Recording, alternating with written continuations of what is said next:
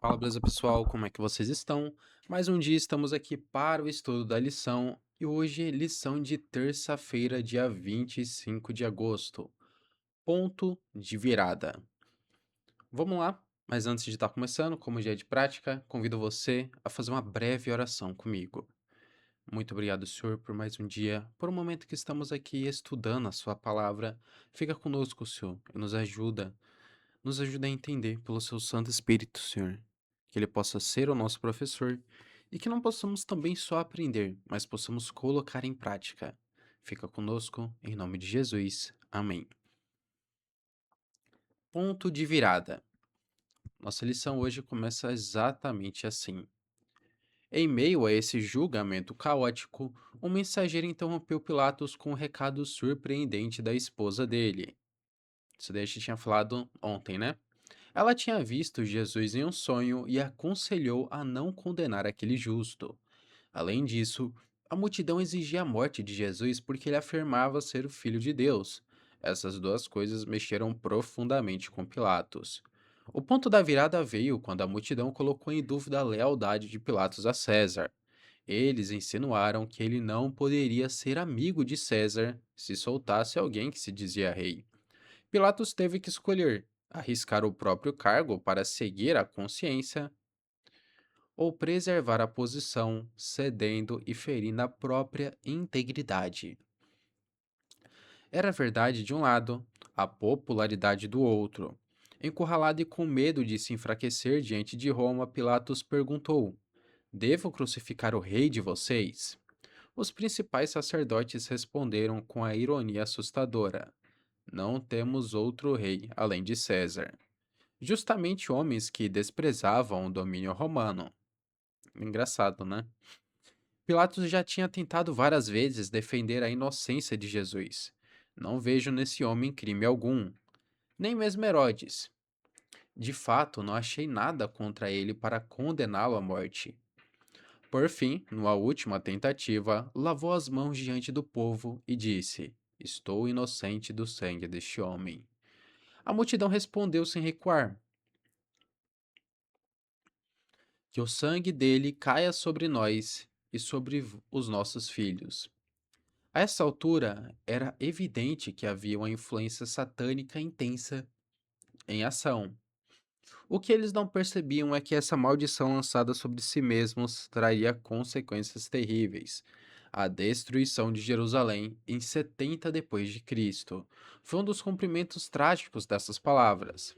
No fim, Pilatos cedeu às exigências da multidão e permitiu que Jesus fosse crucificado.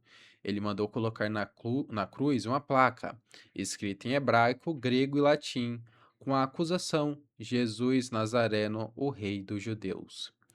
As lideranças protestaram, mas Pilatos encerrou o assunto com a resposta curta e definitiva: O que escrevi, escrevi. Pilatos reconhecia a verdade. Mesmo assim, justamente na decisão que mais importava, ele se curvou à pressão de líderes pelos quais não tinham respeito algum. Não tinha respeito algum. Isso daí é para a gente refletir. Pilatos, ele, por mais que tivesse uma autoridade muito grande e olhos, né, para enxergar realmente que de fato era certo, ele sabia o que era certo, ele sabia que era verdade, que Jesus não era um homem qualquer, um homem comum, né? Não só pelo fato de Jesus não ter, né, nenhum motivo para ser crucificado, né? Jesus era justo, fazia coisas boas, como a maneira sobrenatural com que Jesus fazia os milagres. Ele havia ressuscitado o morto, ele havia multiplicado o pão e o peixe, a comida. Ele havia feito tantas coisas, andado pelas águas, e por mais que você pense que, não, mas Pilatos talvez não soubesse, Pilatos ele sabia muito bem de que, né, Jesus ele fazia milagres, né? Não é à toa que, quando ele vai para Herodes, né, vai ser julgado lá, Herodes ele fica, entre aspas, feliz, exatamente porque Herodes ele queria, ele tinha ouvido falar de Jesus, mas não tinha visto, né? E ele ouviu o quê? Coisas sobrenaturais. Então, Pilatos ele sabia, mas ele cedeu no momento mais difícil. A lição ela acaba retratando algo interessante, que Pilatos ele poderia ter cedido em outras áreas menos importantes, áreas talvez que não tivessem uma consequência tão devastadora que nem o julgamento de Jesus, né? E aí quando foi que ele não cedeu? Na hora de escrever. E escrevi o que escrevi, né? A gente, muitas das vezes, a gente erra, a gente cai, né? A gente liga para a opinião de outras pessoas e mais para frente, quando, né, precisamos, né, fazer essa escolha de novo, mas para algo mais simples, a gente já não liga para a opinião dessas pessoas. O final diz aqui: ele se curvou à pressão de líderes pelos quais não tinha respeito algum. De fato, Pilatos não estava nem aí para aqueles líderes, mas e nem para o povo também. Mas óbvio, né? Ele queria preservar, né? Ele queria preservar a popularidade dele, o cargo dele. E isso foi o maior problema. Que nós possamos hoje ter esse pensamento de não se curvar à opinião das outras pessoas. A gente já falou bastante. Um dos maiores superpoderes que você pode ter, digamos assim, né, hoje em dia, é não ligar para a opinião das outras pessoas. Enfim, vamos agora fazer uma breve oração. Peço que você, por favor, possa estar me acompanhando. Muito obrigado, Senhor, por mais um dia, por um momento aqui breve, Senhor, em que estudamos a lição.